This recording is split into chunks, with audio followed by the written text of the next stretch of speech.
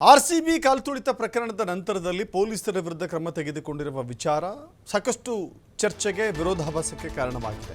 ಇದೀಗ ಮುಖ್ಯಮಂತ್ರಿಗಳು ಹೇಳ್ತಾ ಇದ್ದಾರೆ, ತಪ್ಪು ಮಾಡಿದ್ದವರ ಮೇಲೆ ನಾವು ಕ್ರಮವನ್ನು ತೆಗೆದುಕೊಂಡಿದ್ದೇವೆ, ಇದರಿಂದ ಸರ್ಕಾರಕ್ಕೆ ಯಾಕೆ ಮುಜುಗರ ಆಗುತ್ತೆ?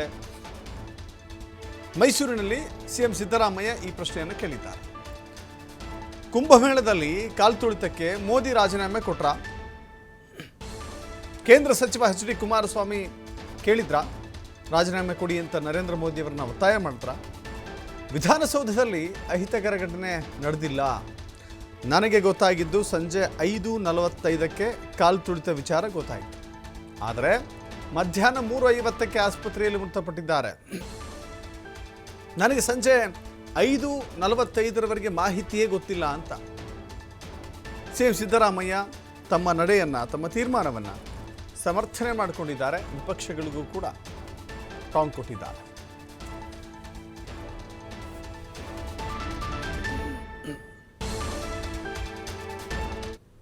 ಗೊತ್ತಾದದ್ದು 5:45ಗೆ ಸತ್ತೋಗಿದ್ದಾರೆ ಅಂತ ಗೊತ್ತಾದ್ದು. ಸ್ಟ್ಯಾಂಪೀಡ್ ಆಗಿದೆ 5:45ಗೆ ಗೊತ್ತಾದ್ದು. ಆಕ್ಚುಲಿ 3:50ಕ್ಕೆ ರಿಪೋರ್ಟ್ ಆಗಿದೆ ಆಸ್ಪತ್ರೆಯಲ್ಲಿ ಸತ್ತಿದೆ. ಅದು ನನಗೆ ಗೊತ್ತಾದ್ದು 5:45ಕ್ಕೆ. 5:45ಕ್ಕೆ ಬರ್ಕೊಳ್ಳಿ ಕರೆಕ್ಟಾಗಿ. ನನಗೆ ಗೊತ್ತಾದದ್ದು 5:45ಗೆ ಸತ್ತೋಗಿದ್ದಾರೆ ಅಂತ ಗೊತ್ತಾದ್ದು.